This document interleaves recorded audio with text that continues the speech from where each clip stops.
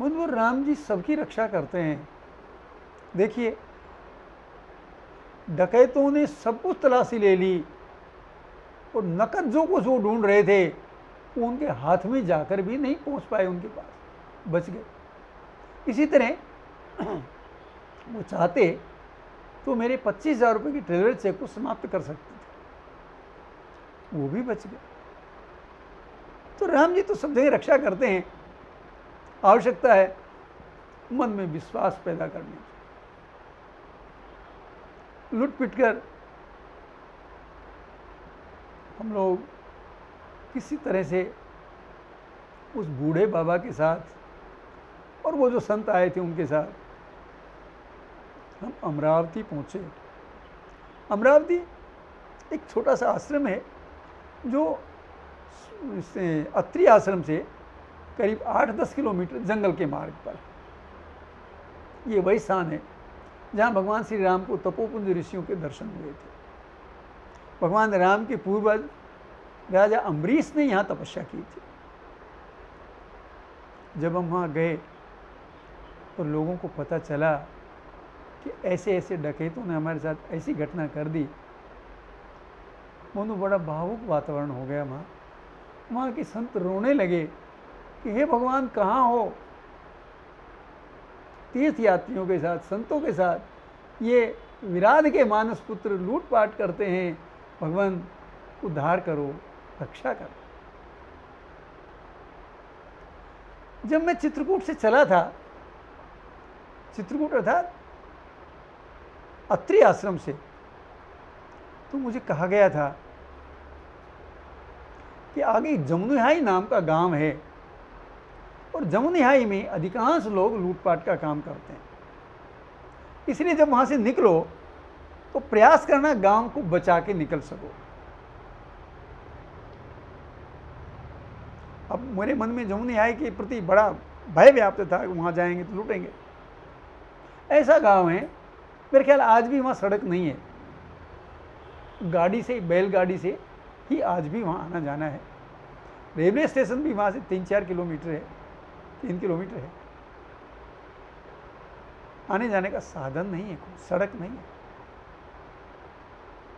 उस गांव से मैं बच के निकलना चाह रहा था, लेकिन जमुनिहाई में एक यादव जी मिले जो उस आश्रम में सेवा का कार्य करते थे और उन्होंने कहा बाबूजी अब आप हमारे गांव चलो, रात को वहीं ठहरना। मैं उन यादव जी के साथ उसी गांव में गया, जमुनिहाई गांव में, जहाँ से बचने के लिए सबने मुझे शिक्षा दी थी। बंधु जो गांव में गया तब तक अंधेरा होने को आया। जब गांव में पता चला कि ऐसे ऐसे एक यात्री को डकैतों ने लूट लिया, तो वहाँ विचित्र घटना घटी। गांव के युवक इकट्ठे हो गए। उन्होंने कहा कहाँ लूटा है, आप हमारे साथ चलिए, वो स्थान दिखाइए, हम आपको वो आपका सामान भी वापस दिलवाएंगे और उन डकैतों की पिटाई भी करेंगे। मैंने कहा भैया उनके पास बंदूक है। बोला हमने रोज़ बंदूक ही देखी है, हम बंदूक से नहीं डरते, हमारे पास भी बंदूक है, लेकिन आप चलो। मैं जाना नहीं चाहता था, लेकिन गांव के लोग, युवा लोग जो थे, वो आग्रह करे थे कि नहीं आपको बाबा हमारे साथ चलना पड़ेगा। रात को अंधेरे में कहाँ डकैतों से जाके भिड़ना, क्यों मिलेंगे वहां? लेकिन गांव का जो वृद्ध समाज था उन्होंने कहा नहीं अब बाबा को परेशान मत करो, थक गए हैं, साइकिल कंधे पर रख के लाए हैं, इनको अब नहीं जाना। हुआ ये गांव में ही 2 दल बन गए, एक गरम दल, एक नरम दल। एक ने कहा हम बाबा का सामान वापस दिलवा के मानेंगे, एक ने कहा नहीं बाबा को आराम करना। आपस में विवाद हो गया। तो सर्दी से बचने के लिए गांव में जैसे पूर जला के बैठते हैं, ऐसे लोगों ने पूर जला रखा था, उसी के पास हम सब बैठे थे और गांव पूरा इकट्ठा हो गया। मैं भी जाना नहीं चाहता था, लेकिन जब देखा कि भी बहुत आग्रह है युवकों का और मनाना मुश्किल पड़ेगा, तो मैंने वातावरण बदलने के लिए एक थाली मंगवाई और थाली पर थाप देकर मैं मीर के सूरदास जी के, तुलसीदास जी के, कबीरदास जी के, ये मैं भजन गाने लगा। जब मैं भजन गाने लगा तो वहाँ सब लोग भी मेरे साथ गाने लगे, सीताराम सीताराम का कीर्तन होने लगा। बंधुओं, मैं इतना थक गया था मन से और शरीर से उस दिन कि मैं गाते गाते ही वहीं सो गया, और मुझे पता नहीं लगा मुझे कब नींद आई। मुझे तो सुबह जब मैं बिस्तर से उठा तब लोगों ने बताया कि बाबा आप सो गए थे, बहुत गहरी नींद में सो गए थे गाते गाते, और हमने आपको लाके बिस्तर में लेटाया। तो वो युवा का जो उत्साह था तब तक वो ठंडा हो गया था। सुबह उन यादव जी के घर में भोजन आदि किया, और मैंने कहा भाई अब मुझे चलना है। तो लोगों को लगा मेरे पास बिल्कुल पैसे नहीं है, जबकि मेरे पास 4,500 रुपये नकद थे। मैंने बताया नहीं कहीं ये 4,500 रुपये कहीं और नहीं, कोई छीन नहीं ले। बंधुओं, धन्य है गांव की माताएं बहनें, ये हमारी मातृशक्ति। गांव में जब ये समाचार फैला कि इनको बाबा को लूट दिया, इनके पास खाने को भी पैसे नहीं है, तो गांव की महिलाओं ने 2-2 रुपए इकट्ठे किए, और 2-2 रुपए इकट्ठे करके उन्होंने 50 रुपए बनाए, और चलते समय उन्होंने पैर छूकर मुझे 50 रुपए दिए कि बाबा हमारे गांव से तुम्हें भूखे नहीं जाना, तुम्हारी व्यवस्था करके जाना है। बंधु, वो 50 रुपये मैंने ले लिए।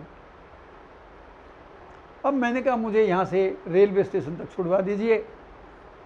तो 2 युवक लाठी लेकर मेरे साथ चले कि हम आपको वहाँ तक छोड़ कर आएंगे। हम थोड़ी दूर पहुँचे थे तो दूर से एक आदमी लाठी लेकर चिल्लाता हुआ हमारी तरफ दौड़ता आ रहा था। मुझे लगा भाई फिर समस्या आ गई। मैंने उन युवकों से कहा भाई ये आदमी चिल्लाता हुआ हमारी तरफ दौड़ा आ रहा है। तो बोले कोई बात नहीं, हमारे पास भी लाठी आने तो दो। लेकिन भैया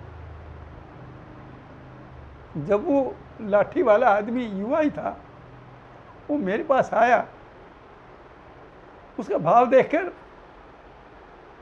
मेरी आंखें गीली हो गई। उसने कहा बाबा गांव की सब औरतों ने 2-2 रुपए आपको इकट्ठे करके दिए हैं, मेरी माँ के पास 2 रुपए नहीं थे। उसने मांगे भी पर 2 रुपए मिले नहीं उसको। अब मैं आ गया हूं तो माँ ने मेरे से 5 रुपए लिए और मैं आपको ये 5 रुपए देने आया।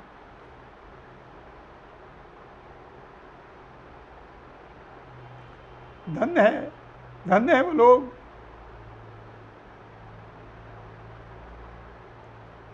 जिनका ऐसा भाव है। 2 रुपए का इंतजाम नहीं हो सका और अगले दिन 5 रुपए देकर दूर तक 2 किलोमीटर तक अपने बेटे को भगाया देकर। हमारे यहाँ जो गाया जाता है असली हिंदुस्तान कहाँ, वो बसा हमारे गांव में। आज भी गांव में आप चले जाइए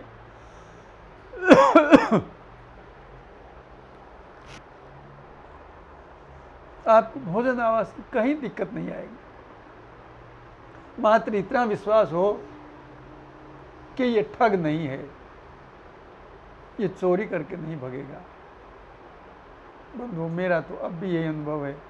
मैं अब भी जाता हूँ, अनजान लोगों में ठहरता हूँ और परिवार जैसा प्यार मुझे आज भी मिला। जमुनियाई गांव जिससे मैं डरता था, उन यादवों ने मुझे अब अपना पुरोहित बना लिया। अब जब मैं जाता हूँ उस गांव में अवश्य जाता हूँ और मेरे भोजन विश्राम की और चलते समय 2 रुपये 5 रुपये 10 रुपये की दक्षिणा मैं उनसे अवश्य लेता हूँ। और वो भी अपने आप को धन्य मानते हैं कि राम काज में वो कुछ दे रहे। धन्य है ऐसे लोग।